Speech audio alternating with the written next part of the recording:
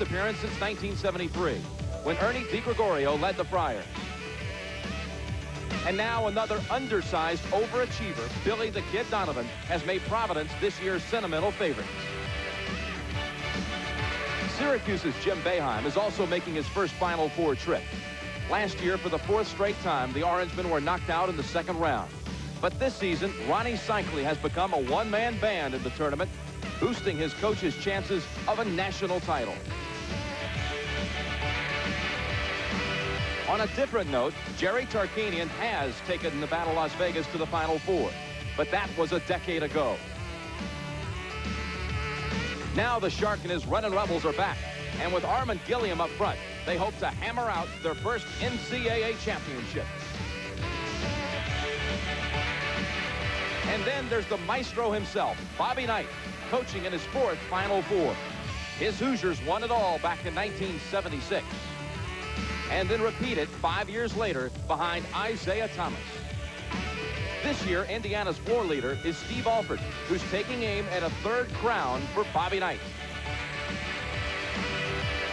And so we've come to New Orleans. After 3 weeks, 12 cities, and 60 games, this is the Final Four.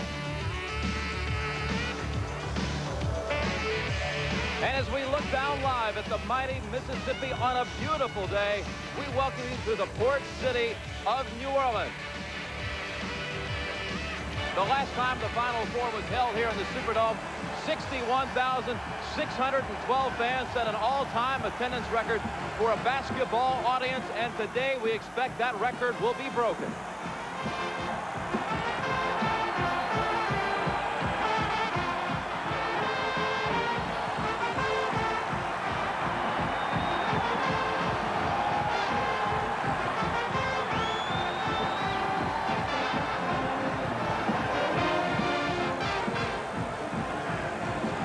Good afternoon, everyone. I'm Jim Nance. Welcome to the Final Four on CBS Sports. Today, the national semifinals. Coming up in a few minutes, Syracuse will take on Providence. And then later this afternoon, Bobby Knight's Indiana Hoosiers will battle Jerry Tarkanian's Running Rebels from Nevada, Las Vegas. Right now, to help set the stage, let's check in with my colleague, James Brown. All right, Jim, thank you very much. You know, you talk about that 1982 Final Four that was held here in the New Orleans Superdome. Interestingly, the outside shooters on the 4 teams that were here then experienced some problems with depth perception in this big arena. The seats behind either basket are about 75 yards away. Now, as far as the Syracuse players are concerned, I talked with them. They indicate it should be a little easy transition for them because they play in the Carrier Dome, their home court, which seats 30,000 plus. Providence, on the other hand, those players may have a problem. They love the three-point shot. We'll see if it develops into an issue. Jim? All right, James, so we'll call that perhaps the dome court advantage for Syracuse. Right now, it's indeed a pleasure to introduce the gentlemen who will be calling the game today for us here on CBS Sports, Brent Musburger and Billy Packer.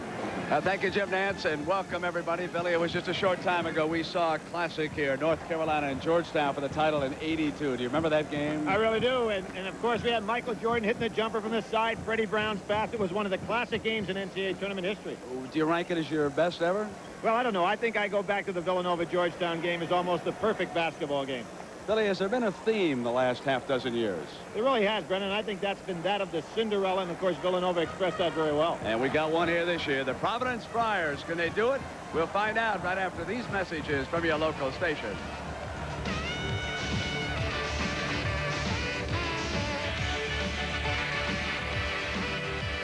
You know, Billy Packer, we've got a bit of a jinx here. This Syracuse team has not lost. Gully and the Syracuse Orangemen. Now, let's meet the starting lineup. For Providence, at forward, a 6'7" senior from Kitchener, Ontario, number 15, David Pittsburgh. Bring it around to that. Bring it around to him. Freshman from Detroit, Michigan, number 44, Derek Coleman. Who, Dennis? For Providence at forward, a 6'4" senior from Germantown, Pennsylvania, number 23, Ernie Lewis.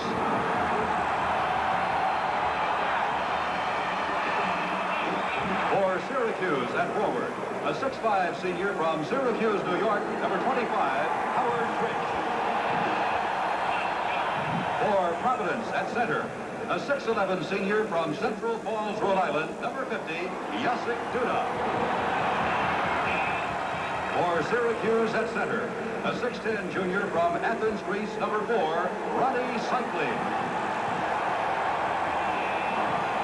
For Providence at guard, a 6'4" junior from Michigan City, Indiana, number 12, Delray Brooks. For Syracuse at guard, a 6-foot sophomore from Washington, D.C., number 20, Sherman Douglas. For Providence at guard, a 6'1" senior from Rockville Center, New York, number 34, Billy Donovan. For Syracuse at guard, a 6'3" senior from Rochester, New York, number 11, Greg Monroe. And now introducing the head coaches. For Providence in his second season, Rick Pitino. For Syracuse in his 11th season, Jim Boeheim. They're the best of friends, and now they'll go head-to-head for the right to play for the national championship. We'll be right back. At UAB, they came away with the winner. Austin Peay took them to overtime, and then they drilled both Alabama and Georgetown. For the Orangemen of Syracuse, they came out of the East. A pair of home games, and then in East Rutherford, New Jersey, they defeated Florida and upset the top seed North Carolina. Billy Packer, your keys to this game this afternoon. Well, I think in the case of Providence, I agree with Rich Pitino. They've got to score and score often early so they can get into their pressing defense and try to spread Syracuse out. For Syracuse, I think it's Cycling. He's going to have to continue the great play he's had during NCAA tournament time. He's really set the stage, and when he's playing well, it makes Coleman even tougher as the secondary rebounder. Providence in their dark road uniforms. Syracuse in the home whites. Kipper could not hold on, but Delray Brooks of the Friars comes up with it. First possession for Providence.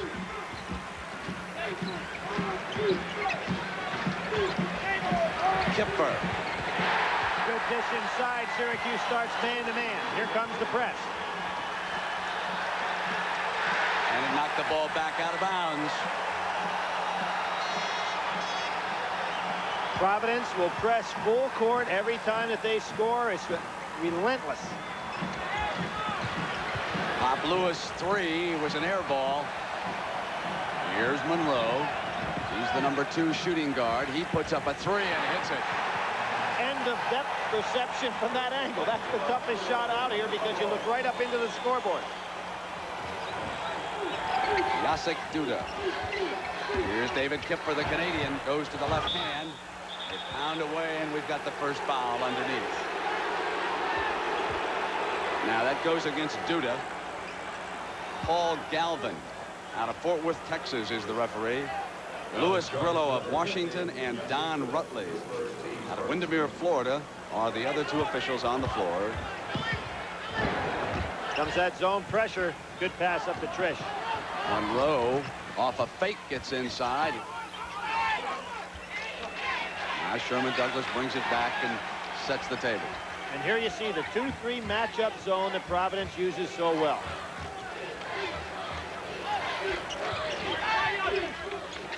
Syracuse likes to go inside against his zone. Monroe's 3. Providence comes away with the defensive rebound. Delray Brooks. Donovan gets it back to him. Great pass. It's Duda. Kipper's rebound, and he has both of Providence's field goals. Well, everybody talks about Providence three-point shooting, but what destroyed Georgetown was the inside play. Well, they're really taking Douglas out of the press.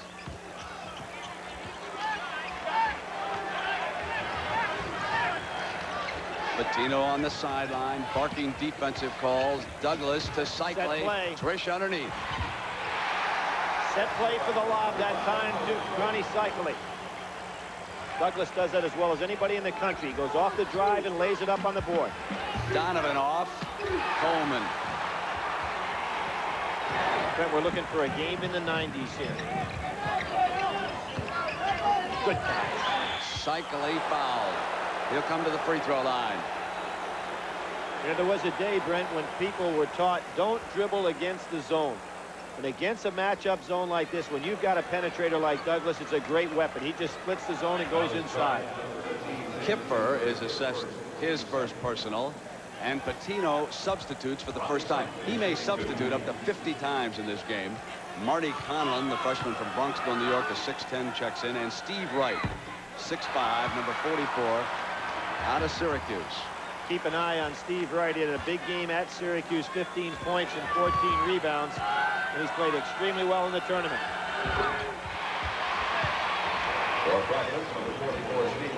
Willie, is there any way that Providence can get Cycli into foul trouble? That seems to be such a key that other coaches talk about. Well, here's one way. Get it to Steve Wright early. Let him pump fake against him. But he's got to make some. Cycli comes out with the rebound. Here's Douglas. You know, and Brenton, talking about foul trouble, Cycli's mental attitude has been so good during the tournament. He hasn't gone for that. He wanted Coleman underneath on the lob.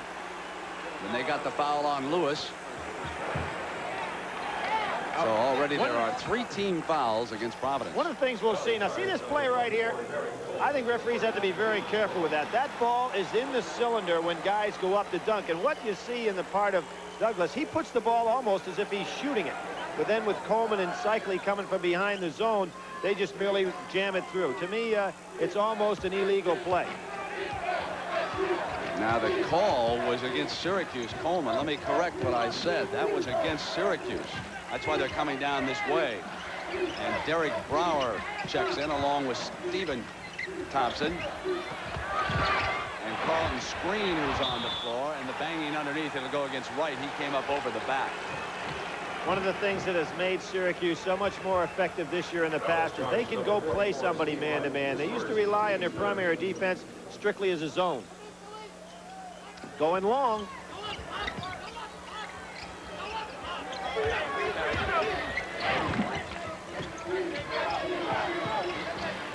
Quickly to Douglas. Off Brower's hands, but it was hit by Providence. That was a good job by Billy Donovan. As a great playmaker that he is, he also can anticipate on a defensive basis to go and be in a line of the pass. Broke that one up nicely.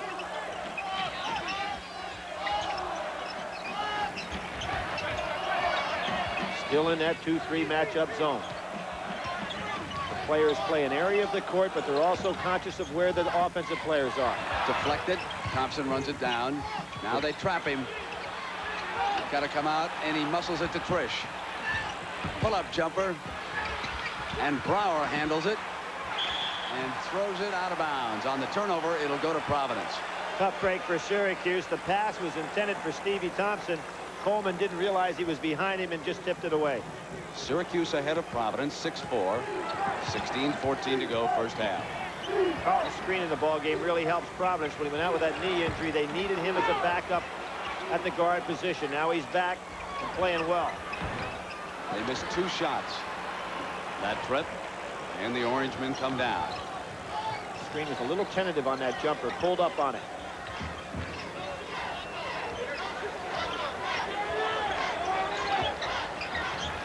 Douglas, right rebound. Douglas slows up Donovan, but he gets around him. Here's Lewis with the 3. Brower trying to run it down, was able to save it. It's the 3rd pass I've seen thrown between somebody's legs today. So Cycli getting an early rest in this confrontation. Syracuse 2 of 6 offensively. Sherm Douglas at 6'1" can go in among the trees and get that shot off. He shoots it on the way up. That's why he's so quick with it. Providence is cold. They are only 2 of 11 here in the early minutes of this national semifinal. Donovan still cold. Trish. Brent, it looked like Donovan was looking for the pass as opposed to the shot there. Thompson and Douglas with that quickness. Good hands by Pop Lewis. His team is very well trained to go ahead and keep those hands moving all the time without committing a foul. Players are kind of exhausted here, Brent. A little mental fatigue early.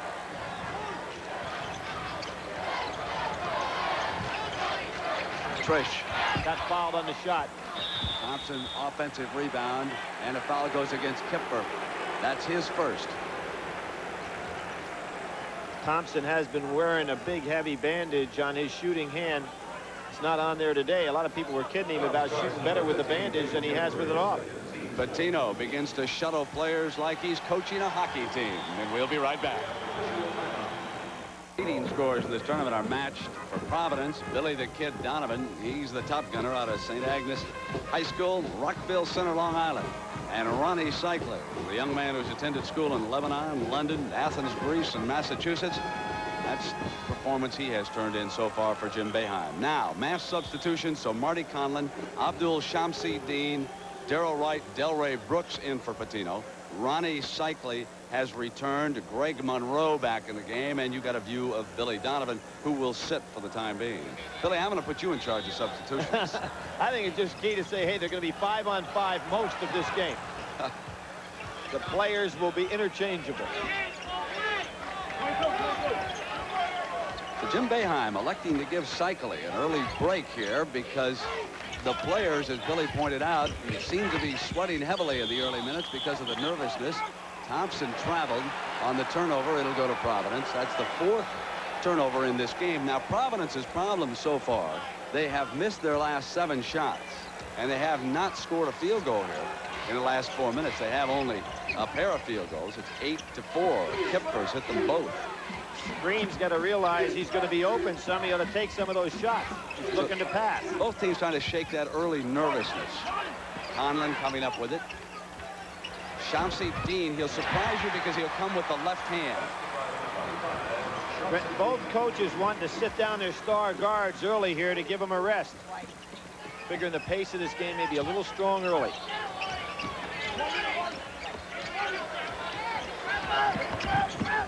Good double team.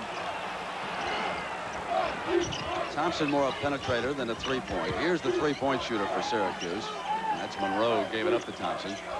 Trish will move his shot around against the double team into Cycling. And back to Trish. Nice baseline corner shot by Howard Trish. That's where that senior maturity really helps. Knocked away. Hands. Cycling forces it, and it's Screen who gets it back. The freshman comes up on Trish and draws the foul. Jimmy Boeheim is going to get Douglas back in the game, and that's where it really hurts when they don't have him on the floor, because Monroe is really a second guard that's not used to bringing it up the court. That's why Screen took it away from him. Some of you may remember how Providence was beaten badly, really, by Georgetown in the Big East tournament final, and then eliminated Georgetown in the Southeast Regional title game recently, 88-73. Well, one of the big differences in that game is at the free throw line right now. Carlton Screen. He can give Donovan some bench rest. He was unable to do that in the Big East Championship because of a knee problem. He underwent arthroscopic surgery on a Sunday.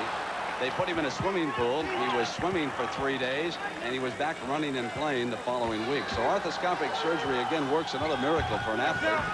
Has trouble at that free throw line. Maybe the depth perception is bothering him at this end, Billy. I think they're all just a little bit nervous and psyched up. I was on the elevator with Screen and his mom that day, and he thought he wouldn't be back till next year. It's great to see him back there. He'll take a break, and you got a glimpse of Donovan, who has returned here for Coach Rick Pitino. Donovan's got to be the key right now. Start hitting some shots, loosen things up. There's Syracuse in their patented 2-3 zone. Providence, the leading three-point shooting team, and that's the first one they have hit here today. It is Darrell Wright. They are 1 of 5 in shooting threes. They shoot 43% on the year from three-point range. And Wright is a 46% three-point shooter. The lob to Coleman. Boy, those two guys have it down to a science. Coleman and Douglas. Douglas can get closer to the hoop and use the lob better than anybody I've seen in the college game in some time. I'd agree with you there. He has it. He really has it down to a science. Syracuse goes back now to man-to-man. Very aggressive man-to-man defense. This is what turned around one of the games. Syracuse was trailing late, and Jim Boeheim came with the man-to-man. Those of you who follow Syracuse or Coach Jim Boeheim know that he features the zone defense. He knows an awful lot about it. But against Providence, to rally the Orangemen, he has used the man-to-man, and here it forces a turnover. Jimmy was at the Final Four as an assistant coach with Syracuse. Johnny Wooden's last year when he won the championship. Cycli finds the open man. Monroe's three. That's what the three-point play has done for college basketball. When you slough in and a man holds his ground and you throw opposite, it's a very big weapon. It's 15-9. We have 11:35 first half. The winner will play for the championship Monday night. Our start time Monday is 8 o'clock Eastern time. Donovan bangs in his first field goal of the game. Lead pass to Douglas. He's got Cycli on the left. Good job by Wright. He actually faked Douglas out by coming towards the ball. Delray Brooks. That's a two. He was stepping on the line when he went in the air and pulled the trigger.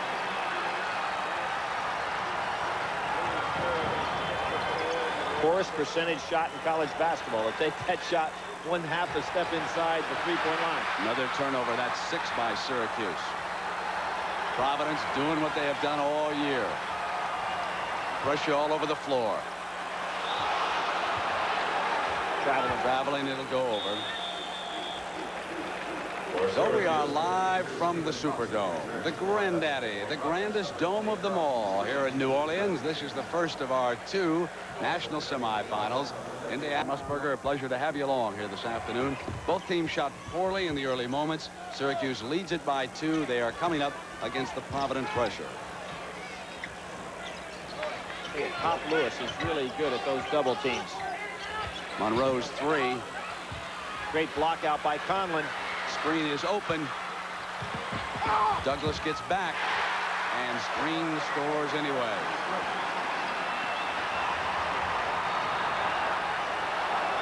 Double team's tough. Conlon coming there to help, and Donovan. Almost every time they get the double team, they got one big man and one smaller. On the floor for Providence, Kipper, Lewis, Donovan, Screen, and Duda. Jacek Duda has returned. Providence has run off 6 straight to tie this game. Douglas gets it back for Syracuse. He's a gutty performer. Not afraid to go in there against anybody.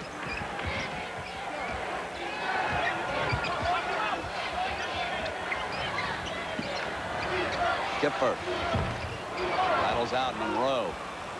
He has to be careful with that ball. There it goes again. Screen almost able to come up with it, but he steps out of bounds directly in front of it. Sherman Douglas has a great deal of stamina, but he is tired now. We have a timeout in New Orleans. Brought with him to Providence from the New York Knicks is a play called Power. And here's how Billy Packer would diagram the Providence Power. In the clutch, Providence will go to power. It's a high screen for Billy Donovan. He'll rub his man off the screen, try to create a pick and roll. If he can't get that, they go to the shuffle cut. As a man cuts off the shuffle, the defense has to pick up. He can go inside in this particular case, or if the defender goes over there, the ball can go to the side for the three-point play. In only his second year, Rick Pitino brings the Providence Friars and Billy Donovan into the Final Four. Donovan so far has been held to 2 points, but he has dished out 4 assists.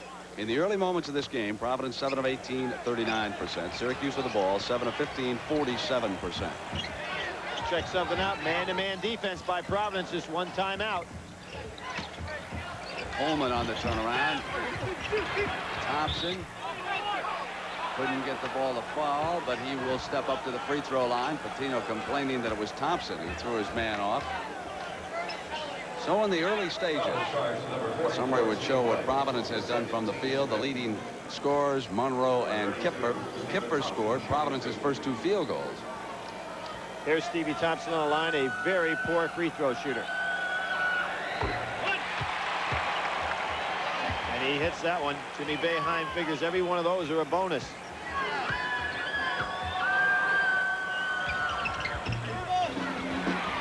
Coleman takes away the missed free throw. And they go back to the zone. Showed the man-to-man one time. Here's Cycli with that jump hook. Nice defense by Wright. Donovan in the middle. Wright Gets it up high. Fine shot by Steve Wright. The Wrights, incidentally, are not related.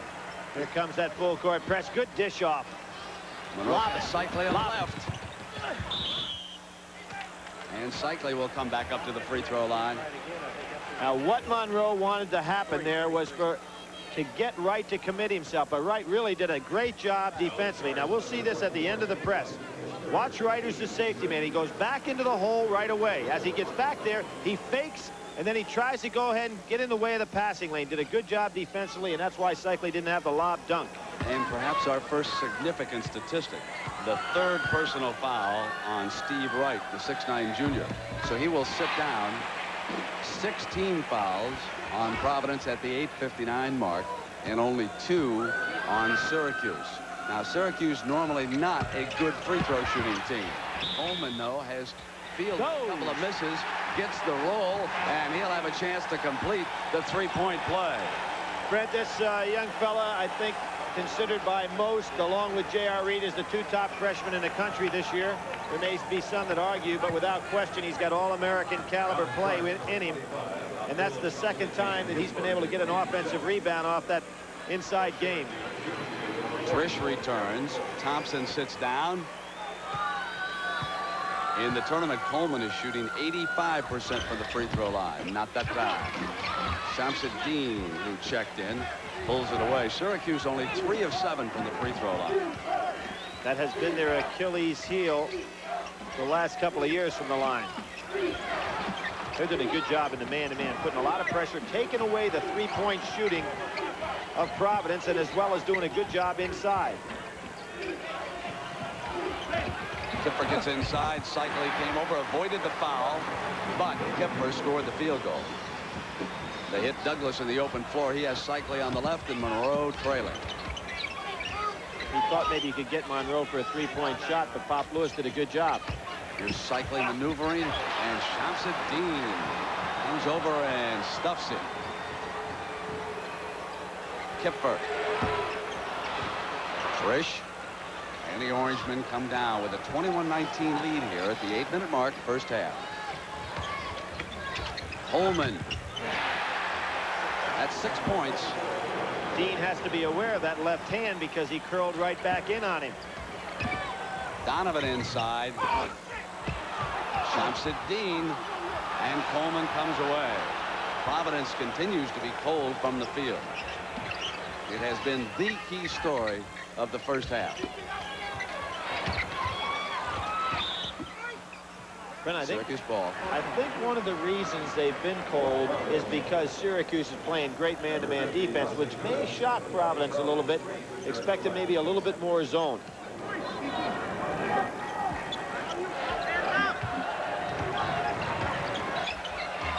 They got to keep going into Cycli. He's got Duda on his back.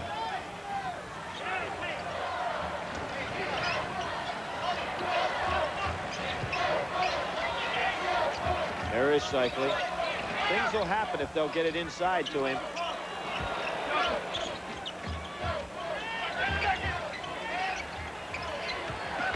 Douglas, a 3. And it goes to Providence. Trish touched it last. Derek Brower comes in. And Jim Boeheim will give Cycli a rest and perhaps a little bit of a lecture, a familiar sight if he sits down. Well, Brent, let me explain something. If Ronnie Cycli is not going to touch the ball and he's coming out to get it, then he can't be a factor on the boards. They've got to let him touch it on the inside, or else say, Ronnie, we're not going to give it to you, and then go grab some rebounds, because he's out of position for both right now. Delray Brooks puts up a 3. A little bit out of range.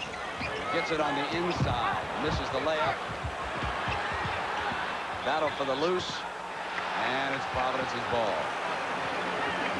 See Douglas battling for rebounds. He has a tendency to want to go in there. Does a pretty good job on the boards. Donovan and Wright returning. That's Darrell Wright, number 41. You know, when you figure all the assists and the outside play on the part of Douglas, he's averaging almost 2.5 rebounds a game.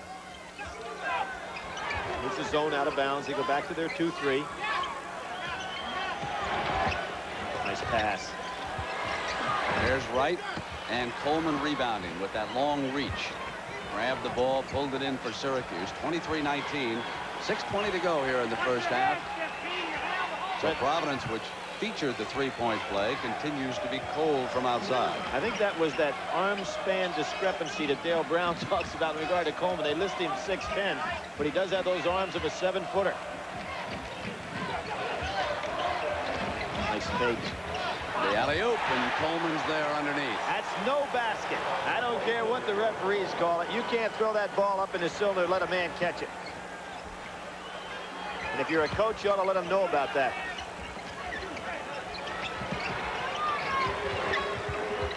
Brooks off the fake. Bangs one in. He has 4 points here in the first half.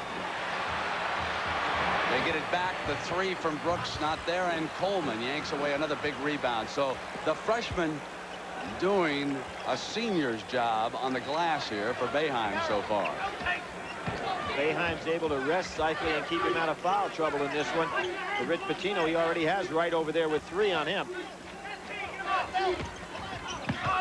Off the glass. And contact underneath. They cut Coleman off that time as he came inside. Brent, here's what I'm talking about. Now watch this pass go up on the glass. That ball is in the cylinder. You can't touch it up there. Any portion of the ball in the cylinder should be a violation, and yet they're getting away with it time and time again. Bobby Knight, Jerry Tarkanian probably watching this game. I guarantee you they'll put the bug in the referee's ear for a game if they play against Syracuse. So the young man from Motown, Billy, breaks quickly. That's Derek Coleman. He's the 6'9" freshman, 9 points, 6 rebounds already against Pitino here in the first half. He got more out of 2 for 10 against North Carolina in that East Regional Championship than any player I can remember, because he was such a standout rebounding. He didn't shoot that well against the Tar Heels. Brent, you know, it's funny, the day before when Jimmy Boeheim was giving out assignments and he mentioned Cycli, you'll take J.R. Reed. He said he looked over and Coleman was really upset as he wanted to play J.R. He wants to play Monday night, too. Now Ronnie Cycli comes back in, and he is 0 of 3 from the field. The Orange fans like the job that Coleman has done. He's over there with Bernie Fine, the guy that does such a great job working with the big men from Syracuse. Boeheim knows he's against Pitino and all that depth. He's doing much more juggling of his lineup than he has throughout the tournament. He's giving his men a rest here in the first half. He's up by 6 points. He has 4:50 to go. And Billy, the kid, cannot get untracked here against Sherman Douglas. Well, you know that power play we demonstrated. I think that's something that Providence is going to have to go to shake Donovan loose. There he is getting inside Douglas with a fine move. Couldn't get the shot to fall. And Duda fouls Cycli. They'll come up here and shoot because they are over the limit. And if Syracuse can go to work at the free throw line, they might be able to open up a little daylight. They are 5 of 9 from the line. Now Providence has shot only 2 free throws. Billy, what does that indicate? Some people would say, well, it indicates that the referees are against Providence, but that's not necessarily the case. No, they're banging the ball inside pretty well. They're getting good position on the defensive boards, and that's where the fouls have been picked up. You pointed out, Brent, Syracuse from the foul line. They're only shooting 65% in the year from the foul line, and they've taken over 200 more free throws than their opponents. So you can imagine if they were up in the mid-70s, what they'd be doing. Well, you saw Duda sit down as Shamsuddin checked back in. Flat shot. Brower. Nice fade. Couldn't get the ball to foul, and it's taken away from Cycli, and here come the Friars. Down by 7. 4:30 first half. Brower with another good defensive play. Gets it to Stephen Thompson, who comes inside and scores. Rick Pitino uses a timeout. He has fallen behind by 9, and he said, we have got to regroup. Here, Blimp America, you get an overhead view of Jackson Square here in historical New Orleans. Beautiful outside and all eyes inside focused on Rick Pitino. And I asked him yesterday what his players get from him. I think they experience what love is all about because we give a great deal of love. I'm not a coach, and our players are not players afraid to tell our guys how much we care for them, and they give the care and love right back. The other thing I'd like them to take with a mentally tough situation, that it's real easy to be on cloud 9 when things are going your way. But when the job is not going well and the boss is getting on you, you're mentally tough enough to override that and go on the next day. So Rick Pitino And the Providence Friars find themselves behind in this semifinal. That personal foul was on Thompson, his first, Syracuse's third, and screen. Although the freshman comes up to the line. Jitters continue to be a problem, in your opinion here, Billy? Well, I was really surprised to see Rick Pitino call a timeout and then go to the freshman with a shot that really wasn't very well conceived, although he got away with getting fouled on the play. I thought they'd set up something specifically for Donovan. That press is still there. 10-second call coming close. Had to be awful close to 10. There's that lob. Thompson getting up on it. Thompson, a great leaper inside. He's having a good ball game. Out of Crenshaw High School in Los Angeles. And remember, on that 10-second backcourt violation, the clock doesn't stop the 10-second until the ball touches somebody in the front court. Lewis. Loose on the floor. And finally, they signal that they will go to the possession arrow, and that belongs to Syracuse. Good job by Ronnie Cycli. He's not having a big offensive day, but you like to see a big man hustle and go down on the floor for the ball. Syracuse has built a 10-point lead here on Providence, but remember that twice this year, Providence built leads and Syracuse had to come from behind. Well, not here this afternoon. Syracuse has broken out quickly. And remember, Brent, Syracuse has done a great job cutting off the three-point play, and that's where Providence can come back, much as people who watch UNLV coming back against Iowa. Nice dribbling by Trish. Jimmy Boeheim getting a big game out of Stevie Thompson. A lot of quality minutes here. And he has used Brower for quite a few minutes. Here's the defensive change now. Man-to-man by Donovan.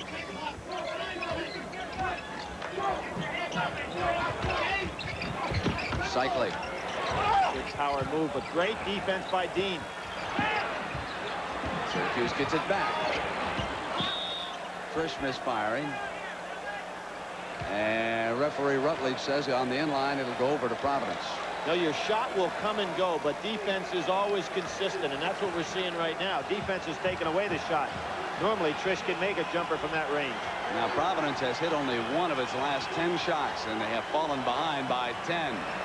Donovan's 2 is off, run down by Thompson, and Syracuse dominates a cold shooting Providence team here in the first half. Nice help by Brower. There's the lob. In deep with Cycli. Give credit to Brower, thinking all along. He saw Thompson in trouble, came out to create a passing lane. Really made that play.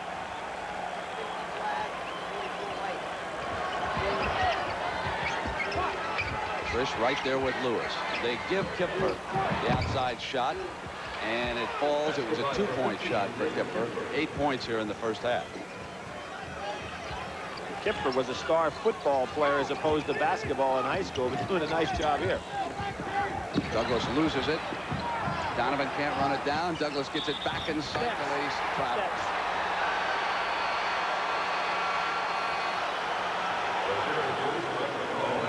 Jim Boeheim sends in Greg Monroe and Derek Coleman.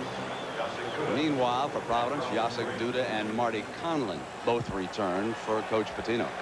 And both of these teams with 1:55 to go will be looking forward to halftime. This has been a hectic pace, even though the scoring has not been as high as I anticipated. Duda off the fake.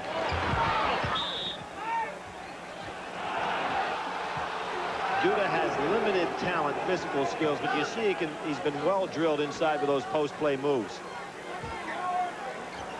Member of the Polish national team. Junior national, I think it was, Billy, as Lewis makes the turn. And there is Duda, who defected from Poland to join his family in Rhode Island, following up an offensive rebound and a field goal.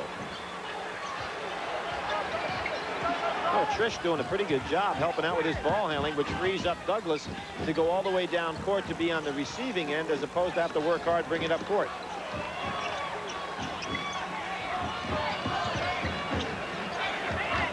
Those 6:30 a.m. practices have made Providence a club in some pretty good physical shape. Push off. Hammered. Duda came up in him. Cycli got away with a push-off on that play, put Conlon right under the basket. Well, the second one will match a couple of heavyweights, won't it? Yes. Jerry Tarkanian and UNLV against Bob Knight in Indiana. That's our second national semifinal. The Final Four unfolding here in New Orleans, and the winners will meet Monday night to decide it. And speaking of Bob Knight, Delray Brooks, who originally attended Indiana and then transferred to Providence, returns.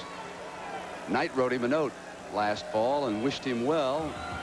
Bob says he's one of the nicest young men you'd ever want to have around your program, but he just didn't fit in with what we were attempting to do. Delray realized it, and so he opted to transfer to Providence, and he has been sensational this year for Coach Pitino. Lost a lot of weight, really committed himself. Doesn't have a lot of great quickness, but fits in very well with this program. Being at the right place at the right time now, as opposed to what was his case at Indiana. There was a version of the power play we talked about. Donovan was looking for the three, and they defended it well, but Lewis gets one off, and it is not there. They're just not shooting well. The freshman Conlon commits an offensive foul. It goes over to Syracuse. Syracuse leads by 10 points, 36-26. They have been the more impressive of the two teams here in the first half. I think, Billy, the score pretty much reflects the difference between these two teams. The Friars haven't shot well. I would agree. You know, a lot of people said, hey, when they finally get to the Final Four, you'll see the three-point play go away with a little bit of tough defense and pressure on the shot. That certainly has been the case for Providence so far. Jimmy Boeheim has really changed things up with his tough man-to-man, and I think has thrown Providence way off stride. Looking for 1 3-second different on the shot clock and the game clock. They will have to shoot the ball.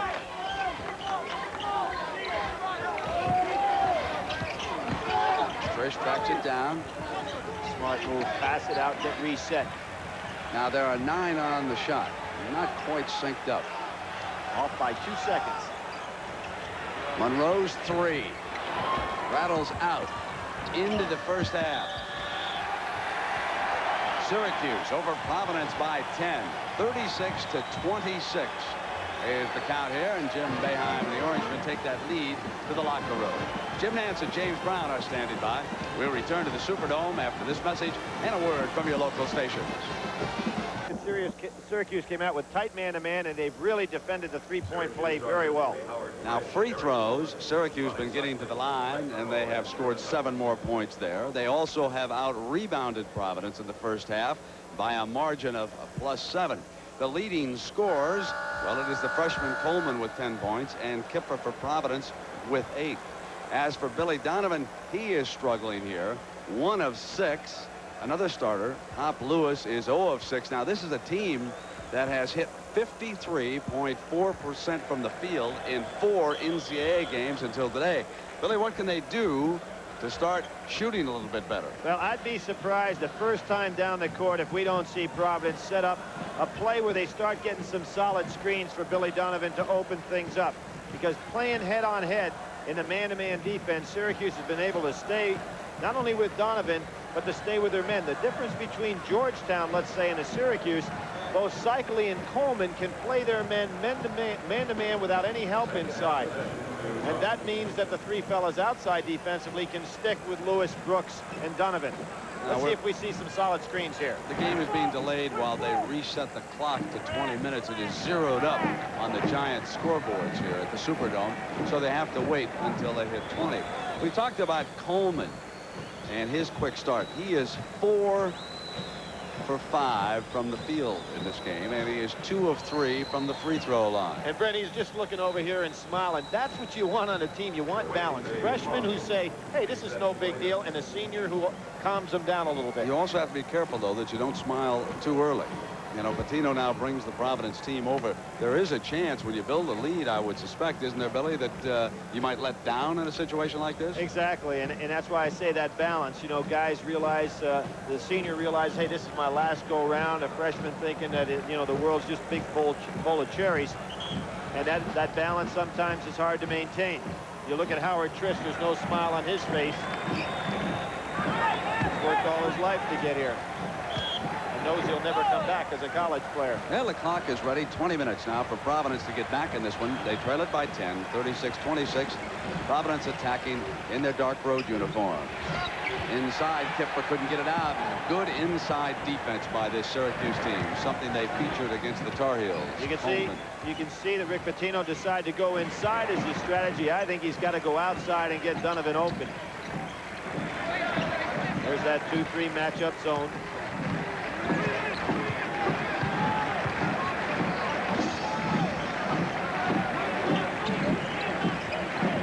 Lewis leaning on Coleman. Comes across, and they go to Cycli on the turnaround. Good patience by Syracuse, not to force anything. There's the screen by Duda. Donovan's 3 on the money. His first 3 of the game. There's the solid screen, gets Donovan open. But Douglas right out of the defense.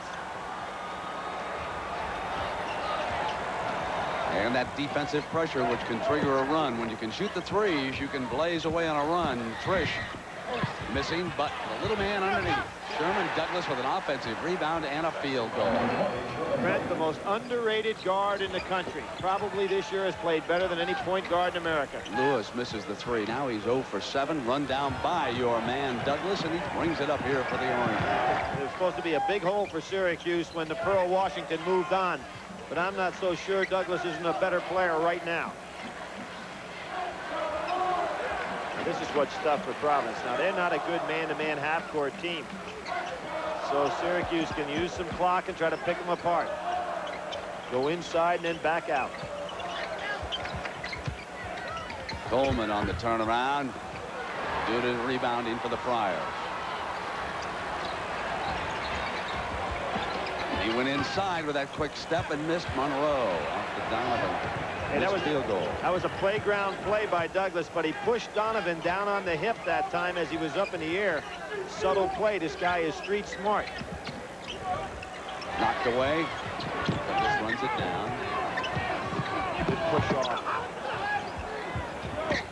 Monroe goes inside to Cycli, but the Friars were ready defensively.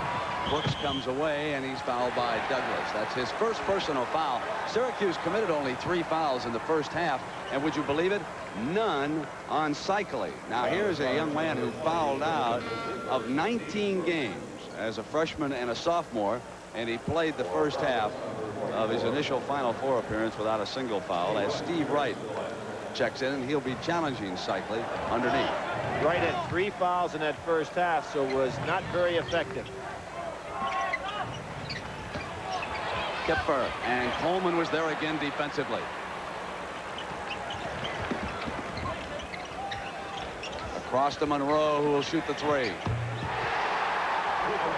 Great cross-court skip pass by Syracuse, and Monroe knows how to post up over there in that 3-point range. Straight man-to-man by Syracuse. They've used it the whole game except in out-of-bounds situations. Right, but no, he traveled before he pulled the trigger. Well, at the conclusion of this Final Four game, Billy and I will select Prince and Syracuse. That's Darrell Wright, 41, who is back in. Marty Conlon, 30.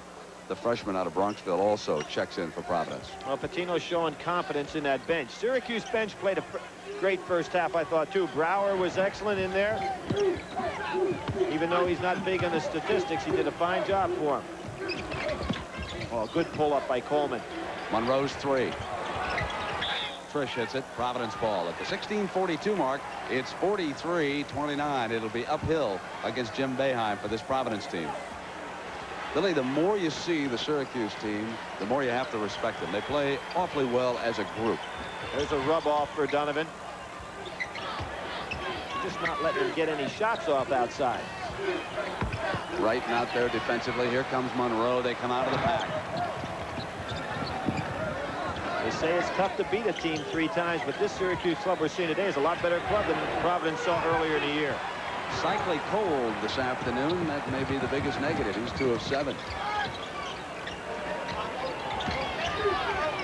Steal by Coleman, who's he over dropped the his place, shirt. and then Conlon fouls him, and Coleman gives him a dirty look, and immediately the referee steps in. Now let's see if they're going to call that 2. Let's see if they're going to about call as this deliberate two. as you can find. Yeah, I mean, that's got to be a two-shot foul. Coleman says, hey, man, you can't do that to me. It's intentional. Got to be two. Isn't this the field where the Fridge scored his touchdown in the Super Bowl? Didn't Perry get one down here? Is that right? He did, yeah. Kipper checks back in. Well, I hope the Fridge is watching his weight.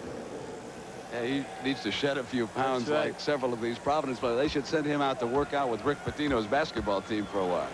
As an example, Donovan, that was what made him. He lost about 25 pounds over the course of the summer. It's amazing when, in regard to that kid.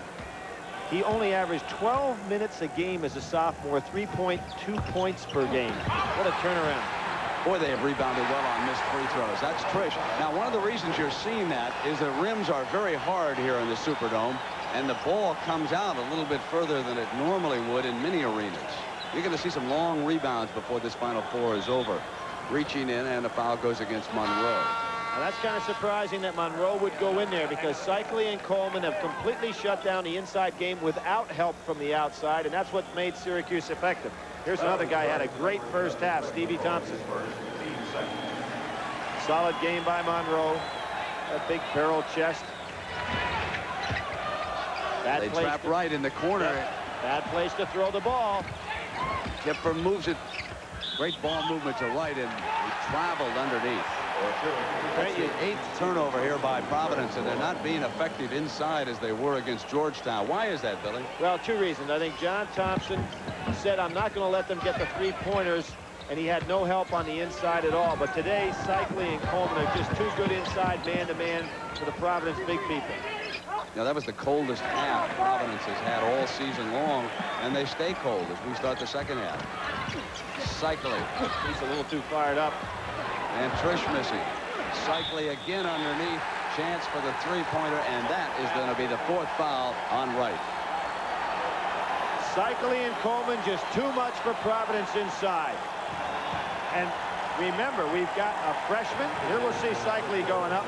That's a push, but Cycli just too strong. And Wright just behind him can do nothing. Good job by Ronnie Cycli. Rick Pitino has used another timeout. We'll be right back. Folks here in New Orleans, either here at the Superdome or watching the game on television. Ronnie Cycli of Syracuse at the free throw line. Providence has scored only 3 points in nearly 5 minutes of the second half, so their shooting problems continue. Cycli was the MVP, or the most outstanding player, of the Eastern Regional, as was Donovan, the most outstanding player in the Southeast Regional. And that man-to-man continues.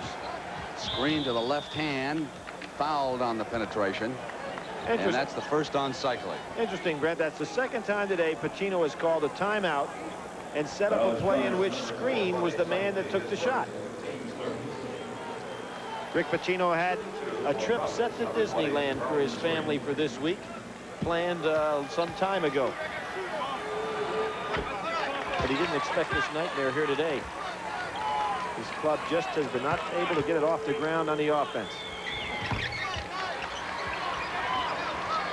Now the pressure, and it'll have to be defense if they're going to trigger a run. Screen reaching in on Thompson, committed the personal foul. 2 team fouls against Providence and 3 against Syracuse here in the second half. Billy, you know, I suppose in looking for excuses, people might say, oh, it's the shooting background, the dome is too vast. But let me tell you, I've seen some great performances in basketball in here. That Georgetown, North Carolina game, you could have shot any better than that. There's Douglas trying to go for that lob against, and that time, uh-oh, we got a real stick up here. Delray Brooks and Douglas going at it. I mean, we're seeing some fists thrown there, and now Delray and Douglas are not down on the ground. I tell you, that one exploded. That's Duda being restrained. Normally, Brent, when a fist is thrown like that, somebody goes, but it happens so quickly, I don't think the referees are going to throw somebody out. Pitino furious out there arguing with one of the officials. Let's take a look at how it happened inside here. No, it really takes place outside, going for the ball. And it's going between Delray and Sherman Douglas. Now Duda stepped in there, and Coleman and Kipfer came in behind Coleman and wrestled him down. It was Coleman and Kipfer who were wrestled to the ground, but the two who started it are off to the right. Great job by the official there to grab Duda and pull him out of the play. Now Coleman and Kipfer are separated. Nice Howard job by Trish shaking hands here with Delray Brooks. So it was instigated by two of the guards, and then the big fellas had to continue the action. Now Cycli was one of the big fellas underneath. I think he's looking like a peacemaker there. Take still another view of it from an overhead and see if you can watch Douglas and Brooks get it on, because that's what starts it. Now you can see Brooks is trying to yank free of Douglas, who had him wrapped up. The guy who really was out of line there was Derek Coleman, who threw that punch. He comes from the backside. I think everything could have been settled down. Now watch this. Watch Coleman. There's the arm. See Coleman come in behind. And there's Kipfer, who came from behind him. Comes up behind Coleman. So and I think Patino was probably saying Coleman is the one who should be tossed out of this game. I think if it hadn't happened so quickly, and it was not one of those things that looked like it was premeditated, just all of a sudden came out of one little altercation. And so we've got everybody still playing, nobody thrown out. And here's where referees really have to be on guard for off-the-ball action. So it explodes here at the 14:58 mark of the second half. Syracuse leading 49-31. Will this ignite Providence?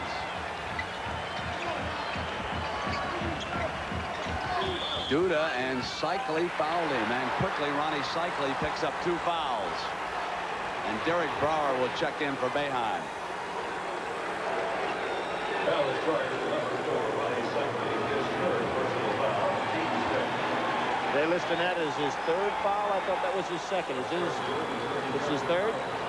They're saying now that it is his third personal.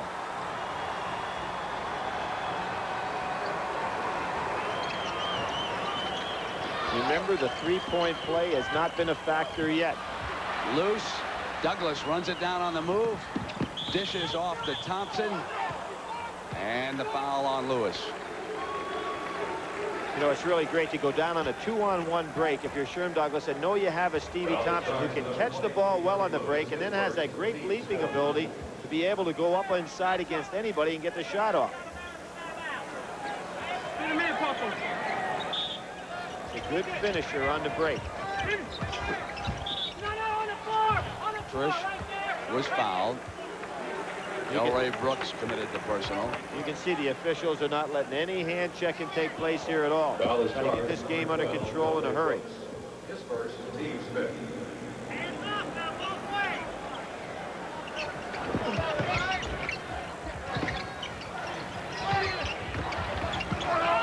Trish maneuvers inside. Good Offensive foul. Good call. Paul Galvin's got Trish for offense. And now Douglas may have picked up a technical. They may have whistled a technical on Sherman Douglas coming out of there. He said something to Galvin, and they called the tee. Not a wise move. And here's Trish. He actually made up his mind to go inside regardless of what the defense was doing. A good job by Duda to hold his ground. Without question, a good call by the official. Looks like Syracuse has lost a little composure here, Brent, as opposed to Providence. They're up 18. No need to get shook up. Donovan will shoot the technical. He is at the line. Billy Donovan, 1 shot.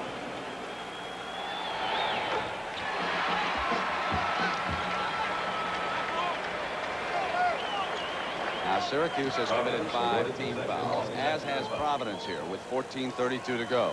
You know, I watched the original drill in the practice the other day for Syracuse, and what it was is working hard to prevent the three-point shot. And it really is paying off today. They're going to have to figure out a way to get Donovan open to shoot some. Screens 3. There it goes. First one of the day. Some hand checking on Douglas. He breaks free. Going nowhere. Another charge. They lost their cool. Jimmy Boeheim may have to call a timeout here, Brent, just to get his club calmed down.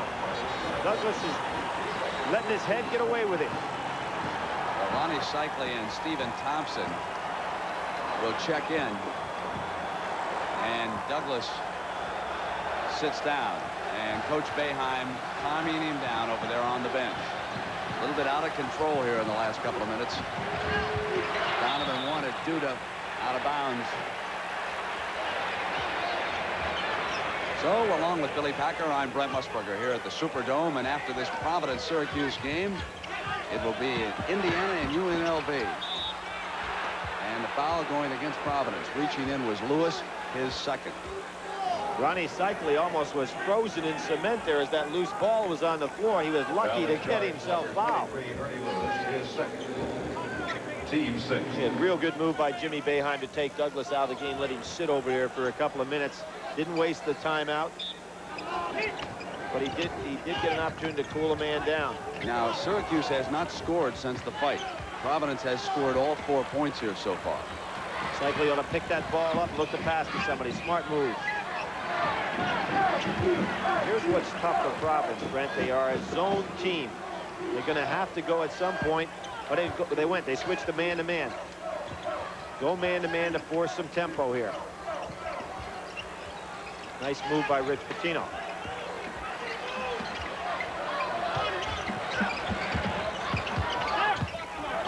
Monroe, after a couple of fakes, is short.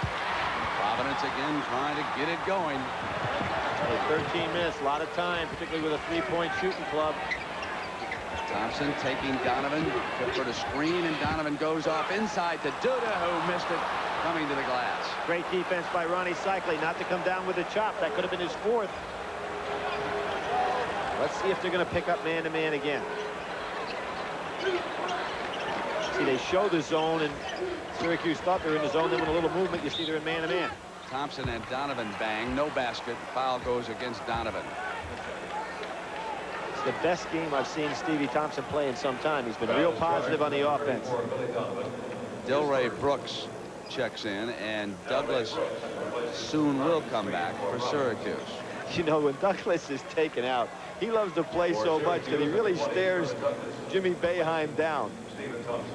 That may be the only thing he has yet to learn to prevent that's preventing him from being just an absolutely super guard. He's got to calm down a little bit when he gets angry. He almost gets stubborn. Sort of everything on the free throw. Thompson, not a good free throw. But not that bad. No. Might add. There you see, he pulls his hand back on it. Watch how he pulls his hand back all the time. It's like he wanted to hold it back on a string. Yep.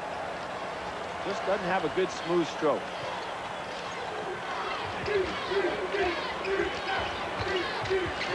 Here's the three from Lewis. He can't get it going, and Duda bangs into Douglas and commits his third. You know, Douglas, DC player of the year, as a matter of fact, wanted to go to Georgetown, didn't get a look there. Then he goes up to Syracuse and looks like he's going to be maybe a fill-in guard, maybe a role player over his career, and has now blossomed into a truly superstar. Now Greg Monroe replaces Stephen Thompson. It's a young Syracuse team. I'll say that before. That interior there was Cycli and Coleman. You've got a freshman and a junior.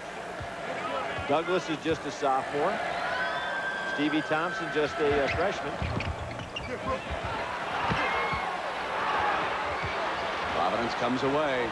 Now Lewis in the tournament was 11 for 29 with the threes, as Delray is still short. Today, Lewis is 0 of 6. They continue to struggle. They are 3 of 14 in shooting threes. Now here comes Donovan. Brooks and Douglas got a hand on it.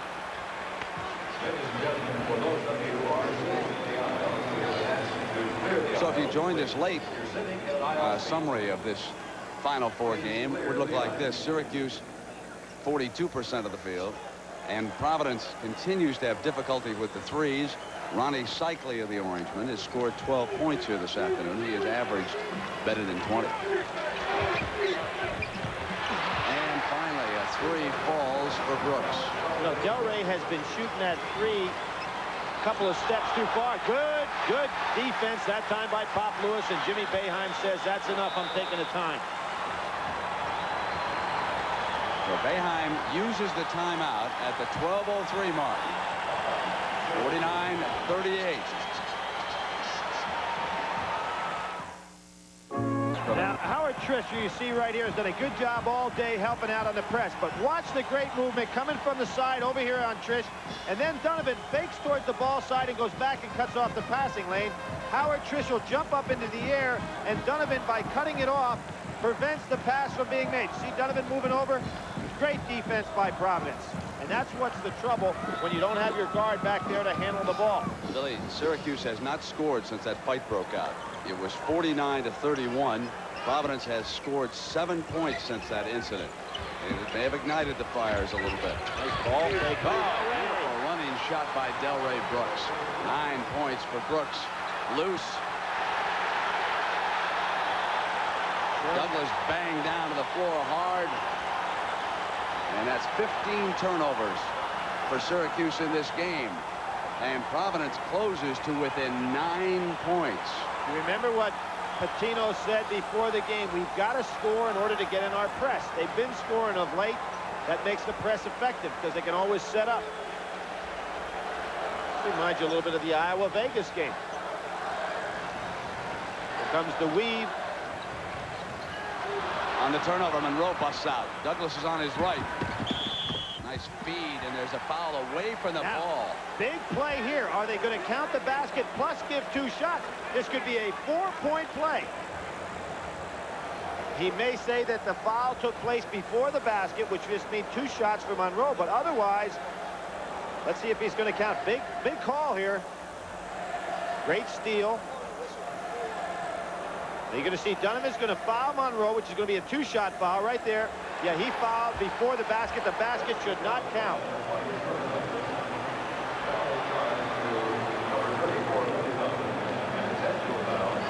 Shooting 2, number 11, Frank Monroe.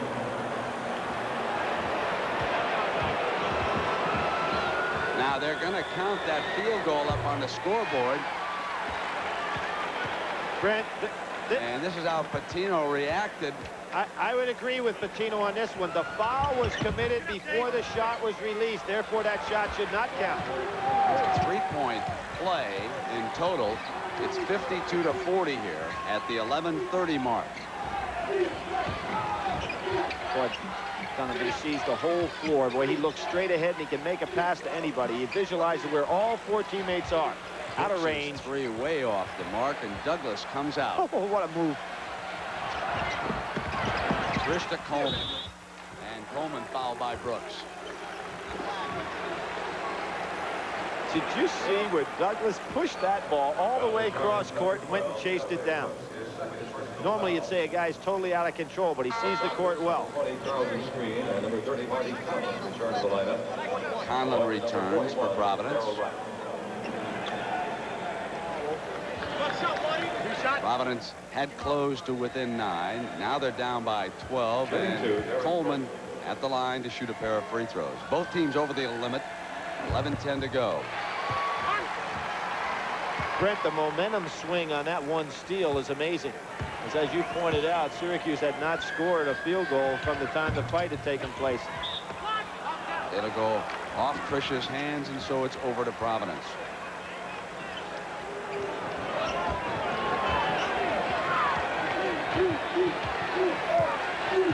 They still haven't run a lot of screens for Donovan. It really surprises me.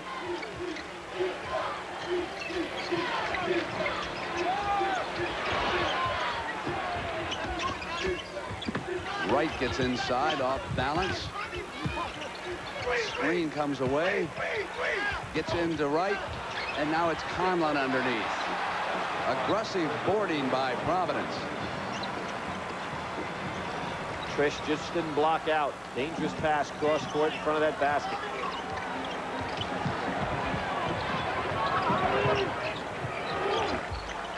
A lot of time left here, Billy. An 11-point lead and 10:23.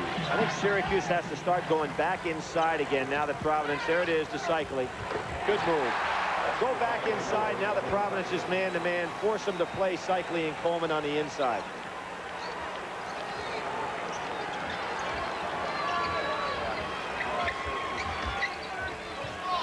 Duda can see likewise Syracuse are trying to get Cycles, get him out of there in foul trouble.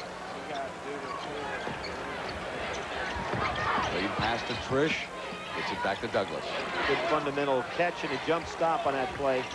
That's why Trish didn't walk.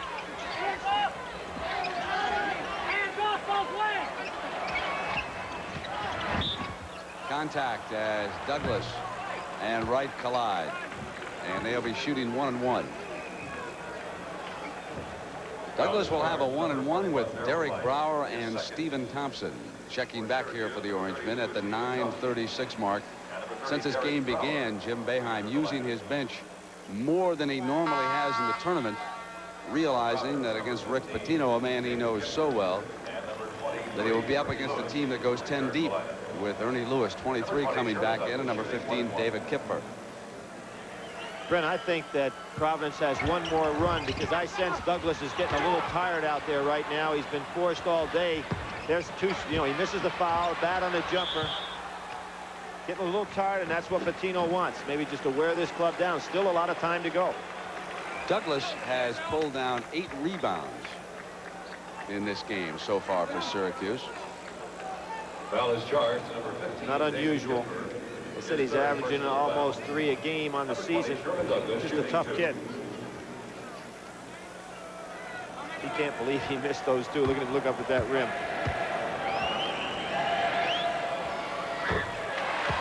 You don't want to give a guy with this kind of heart a couple of chances.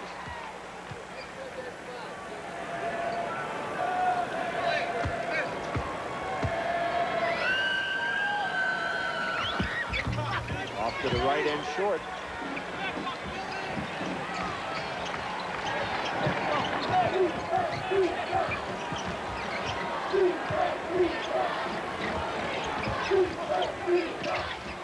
Screen gives it to Duda. Good block. Holman has been strong defensively, and here comes Douglas. Beautiful to Thompson. Threaded the needle with the pass. Again, you like to have a finisher on the break. I'm amazed how well Thompson's catching the ball. He had all that tape on his hand in practice. He's taken it off and shedded it for the game and still has a good presence to catch it. Knocked away by Brower. Donovan's 3. Push off. Duda's offensive rebound, and Brower is charged with his first personal. Brower doesn't have a point yet today, does he? He's played in the first half. Brower and Stevie Thompson came in, played 19 minutes. So although Boeheim hasn't gone to his bench, he's really gotten quality minutes out of Brower, who, like I said, hasn't scored a point but has been effective.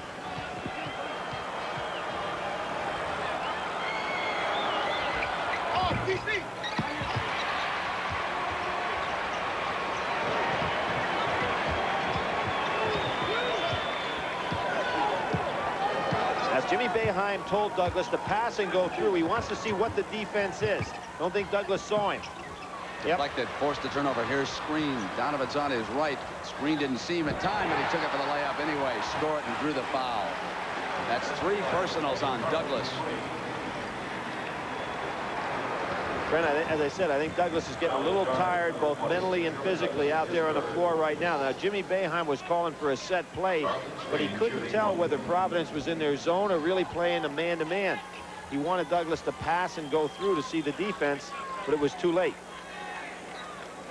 Big difference at the line, a 9-point edge for Syracuse. They lead the game 58-46 with Howard Trish, one of the co-captains, replacing the other co-captain, Greg Monroe. Now Screen with 11 points for the Friars this afternoon. He's hit 4 free throws.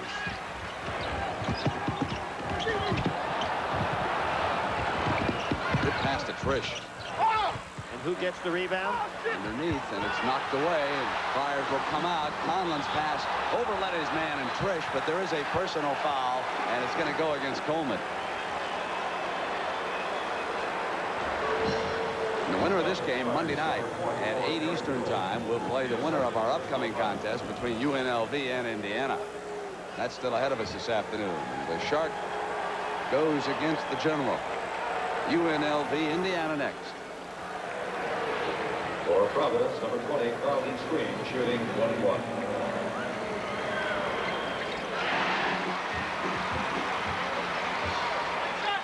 Do you get the feeling, Brent, that there's a little momentum going here? Well, I've had it ever since the fight, Billy. I think they turned on Coleman because he came in and threw a bit of a sneak punch, and I think that fired the Friars up a little bit. A real key coming into the game to me right now is going to be Ronnie Cycli. And if you're Syracuse, you want to get the ball to him for the next couple of minutes. Force Providence to try to stop him inside to loosen things up. Douglas trying to do too much outside.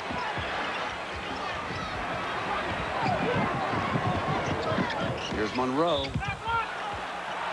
Foul is called against Providence again. I think that's Wright's 5th. So they lose their first player because of 5. Duda comes in, and Steve Wright leaves. Wright, of course, has played very, very well. Had a big game against Georgetown and had played well against Syracuse at Syracuse, but could do nothing here today. 2 points. Billy, what about Rick Pitino's work ethic? This team has worked so hard all year long.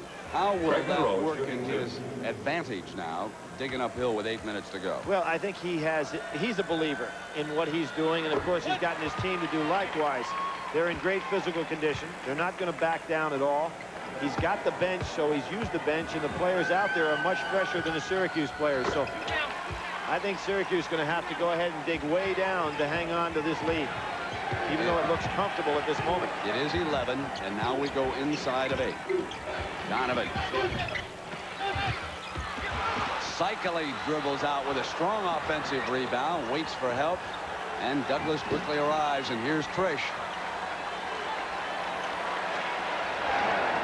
Now they've got Providence in the man-to-man, what Boeheim wants. Lewis comes out, but the ball went out of bounds.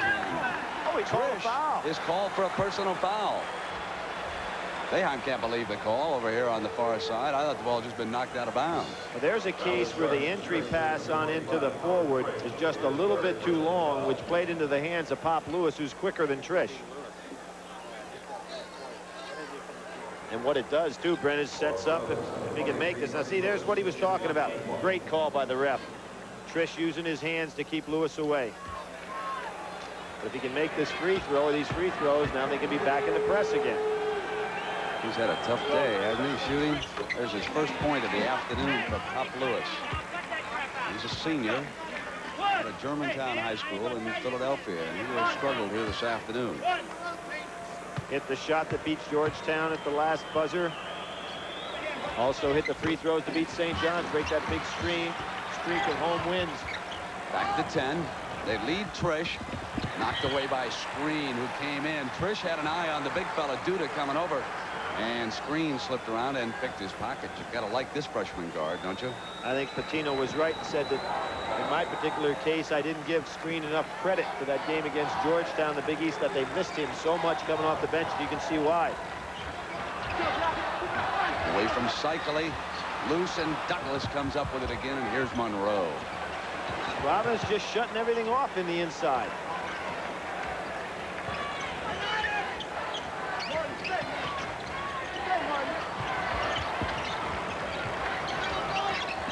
Keeping it outside. Screen had a hand on that one. He had a hand on Douglas's hand, I thought.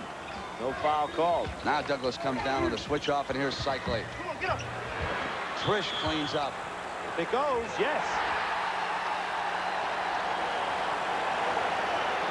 Big moment in the game for Syracuse. Providence attempting to mount a rally here in the final 7 minutes, and Trish gets one to fall, and he can complete the three-point play here for Boeheim with the free throw. David Kipfer and Delray Brooks into the game. On the floor, Kipfer, Brooks, Donovan, Duda, and Lewis for Pitino. Syracuse's starting 5 out there, and it is 63-51 at the 6:55 mark. There's that good rub-off play for Donovan. Donovan's 2 is short, run down by Monroe.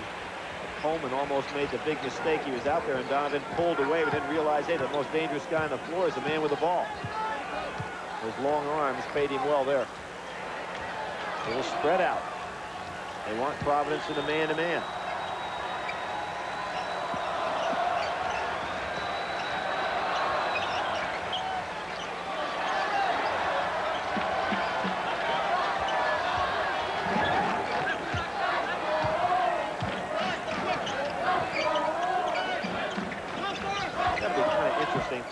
Ripatino, who was the assistant coach, to go up against the head man. Down to 6.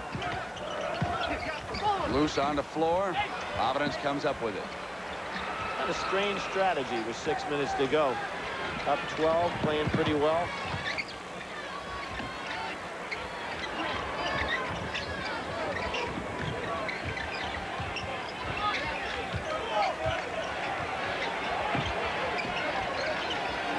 Donovan with the ball has struggled. He's only 2 of 11. Now Lewis swings inside. 1 for 9. Back to 10. 63-53. 5:26.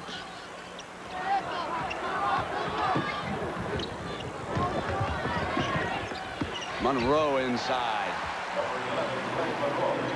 Great pass off the dribble by Douglas. That one had to break Patino's back right there to give up an easy field goal. He's almost got a beautiful layup to fall. Now you have to believe that the Syracuse team is going to get a shot at a national championship. They've got one in hand here, no doubt about it. They have held off this burst by Providence. They've got it down toward the 4:40 mark, up 65-53. But with the clock, Brent, that ball was touched. Why is Coleman not going after it? Syracuse ball. Coleman thought if he touched it, it would be back Now, court. wait a minute. Paul Galvin came over. We may have a change on this call. Take a look at this, Billy. See, Kipfer got a little piece of that ball, which meant that it was a free for Coleman to go back and pick it up. He must have thought that it would have been back court. He fouls Kipfer. Now, Galvin came over and changed the call. The referee came in and changed this call, and the foul is going to go against Coleman. That's his 3rd.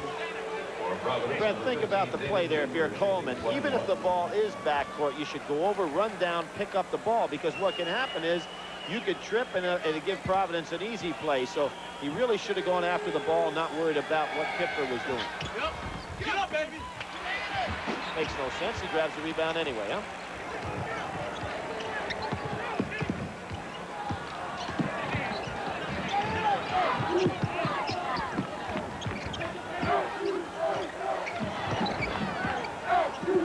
Semi-delay here by Syracuse.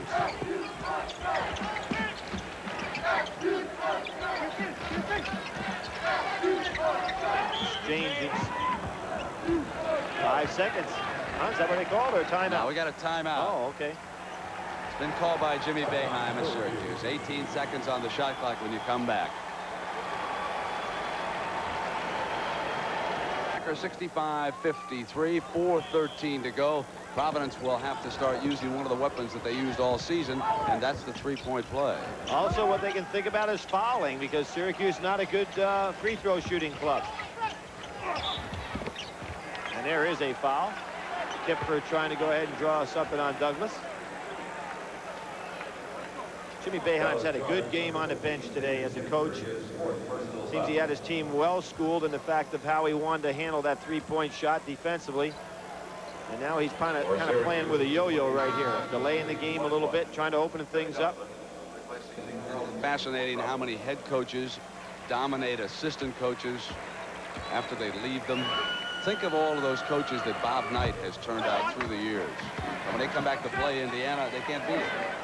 Think about in football, Paul Brown, a great master of the Cleveland Browns. All those coaches that he turned out, they couldn't beat him in football. And now today, Boeheim apparently going to run his streak to 5-0 against Rick Pitino, who was his assistant coach for 2 years. It's just one of the great fascinations for me. Donovan getting inside, pulls the trigger. That's something they have not had here this afternoon. That's 8 for Donovan, who came in averaging better than 26 points. He was the leading scorer in the tournament until this afternoon. But Boeheim's defense, which featured the man-to-man here today, has shut him down. And now the Orangemen begin to move in closer toward a shot at a national championship. If you're wondering how big this dome is where we are, you folks in Syracuse at the Carrier Dome, you know how big that is? We can put several Carrier Domes inside the Superdome down here in New Orleans. Yeah, it's unusual for them to play before more people than they normally play at home. Almost double. Monroe coming inside. Offensive foul is the call. Now, talking about crowds, Syracuse this year set an all-time home record. 657,160 people saw them play this year in that dome. That's amazing, isn't it? Great basketball city. Syracuse not going back to the zone at all. They want to keep right out there and prevent that three-point play. Douglas with a steal, and here they come again. General stays in command, even though he lost his cool for a short time following that fight which ignited between he and Delray Brooks. I think he got a lot of satisfaction stripping Donovan of the ball that time. Syracuse bringing that clock down every trip now. We get down inside at 2:40. And Monroe is fouled by Delray Brooks. So along with Jim Nance, James Brown, Billy Packer, I'm Brent Musburger. We're glad you could join us this afternoon. This is the first of our national semifinals. It has been Syracuse and Providence, and the Orangemen have led it all the way. It is 66-55 Syracuse. Providence not shooting well in this semifinal game. Way off the game for them. Brent Monroe's been to the foul line. That was his 57th foul shot of the year. So you can see he knew what his role was this year. Get out around that three-point line. Don't penetrate a lot. Be the guy that we pass out to. And he goes ahead and Coleman ran it down, got a hand on the ball, and then tracked it down. The freshman's been a strong rebounder all game long. He has 11 rebounds here this afternoon. On both ends of the floor. Cycli turns inside and draws the personal foul. That's about all Providence could do. Good move by Ronnie Cycli to field a defender right on his hip. Foul is charged, number 32. David Sendeker, who had checked in for a brief time, commits his first foul. And Duda returns for the last 2:20. Don't move after hanging long. And 2 shots. It's been a long time since I've seen Syracuse play where they didn't use the zone except on out-of-bounds situations the entire game. Stayed right with the man-to-man. Ronnie Cycli's father traveled here from Greece to see the Final Four. A young man who took up basketball late, went to a prep school in Massachusetts. And he's one of the most valuable figures as far as this Syracuse march toward a championship is concerned. And the faces grow longer and longer over there on the Cinderella side as it may be pumpkin time for the Friars, but what a great run they've had in this tournament. Goes over to Syracuse at 2:11, 69-55. Well, for young kids watching Donovan play, they ought to watch his eyes and see how he sees the whole court at all times. 2-on-1. Douglas has Monroe back to the little man. Classic 2-on-1.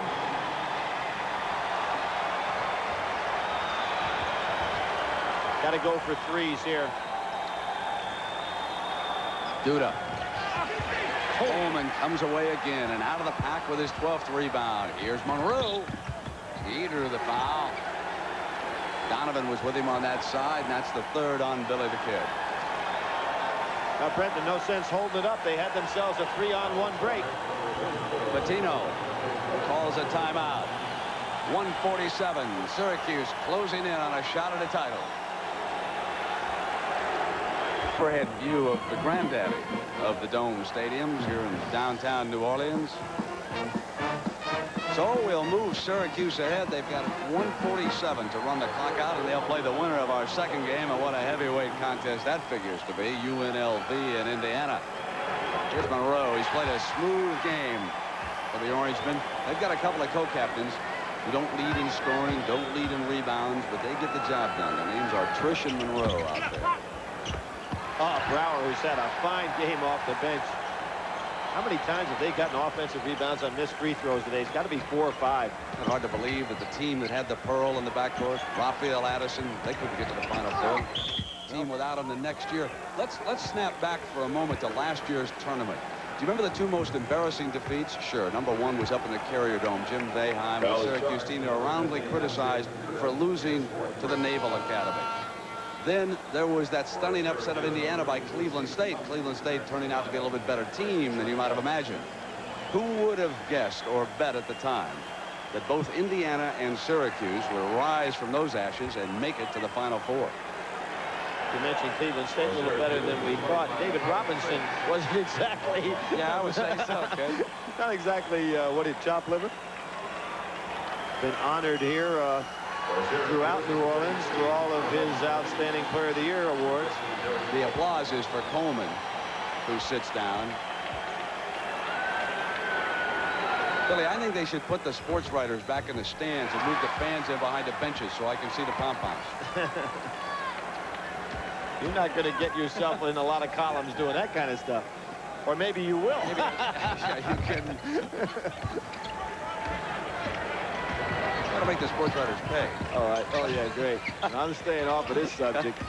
Screen comes on the inside. He's had a fine game. He sure has. As a matter of fact, he's the only fellow that when you really look down here for Providence and say has played above what Rick Pitino probably would have hoped for. Been a rough day, particularly for that outside threesome that count on making that 8 3-pointers per game over the course of the year. They just haven't been able to get on track. It was fascinating at practice yesterday with Syracuse. They played on the same floor that UNLV warmed up on, and they came out a little bit early, and they were really watching the running Rebels get ready for Indiana, and who knows, maybe it'll come down to those two on Monday night. Monroe is fouled over here on the far side. Had a great year, didn't he, Rick Pitino? Outstanding year, of course. Did very well. Let's also remember for a moment that he has been on such an emotional roller coaster with the tragic death of his 6-month-old son a few weeks ago. That was on the day that they announced the pairings, and he was headed back, and they took him out the bus to tell him, and he was talking to me about it yesterday, and he said, you know, Brent, I really feel for my wife, Joanne. She had to drive back and forth to that hospital every day up in Boston, and she carried the emotional burden for this family. And then this team pulling it together and getting all the way to the Final Four. Certainly no disgrace in coming up 1 game short, although I'm sure that the Friars would like to have played a little bit better here this afternoon. They did not shoot well in the first half. Got into a deep hole and just have been unable to come back. Lewis is 3. A little late, but he gets 1 to fall.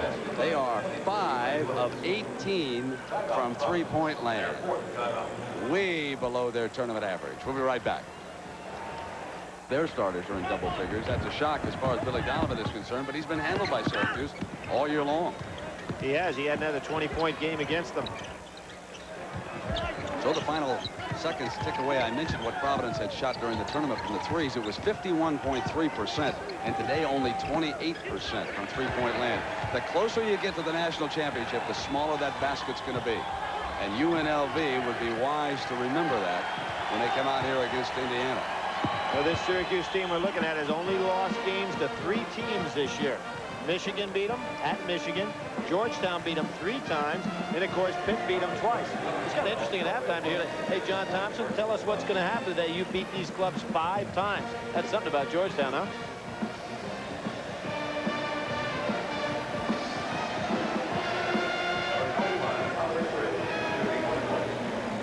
He's got time for one more lecture. But this one's over. His ears are ringing. Well, you know, Ronnie Slager said, I really sometimes get annoyed when he lectures me. But, you know, I think he's the only guy that Jimmy feels comfortable lecturing because Douglas won't listen. You know, he goes away from him. Well, Cycling can talk back to him in English, Greek, French, Italian, Arabic. You pick the language. Cycling will talk to you in it. 3 from Lewis. Short. Screen. Does a little tap dance. He was on the line. Boy, he's played well coming off the bench. He's got a fine future. That's 18 points. Well, you know, Providence has been the school of guards. I wonder if they haven't had more great guards than anybody. You start thinking about these. Ernie DiGregorio, who brought him here the last time in the Final Four. Jimmy Walker, Ray Flynn, who's now the mayor up in Boston. Johnny Egan, Vinnie Ernst, Lenny Wilkins. I mean, they have had some guards at the Friars school. Boeheim smiles. That's something for history. Look at him. He's smiling before this one's over.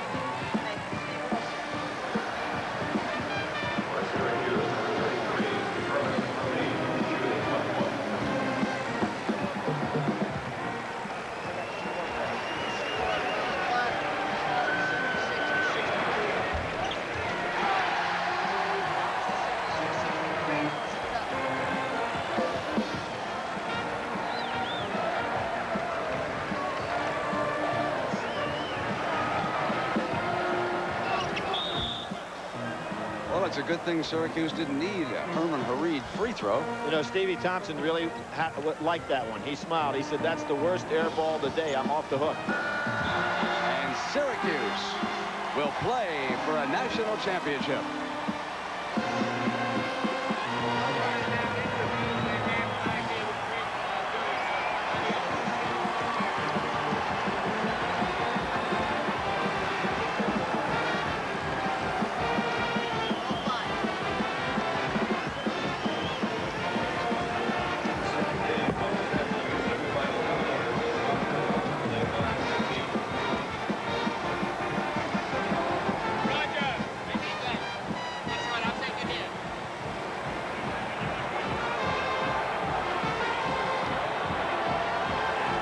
Well, let's go upstairs to Jim Nance. Jim.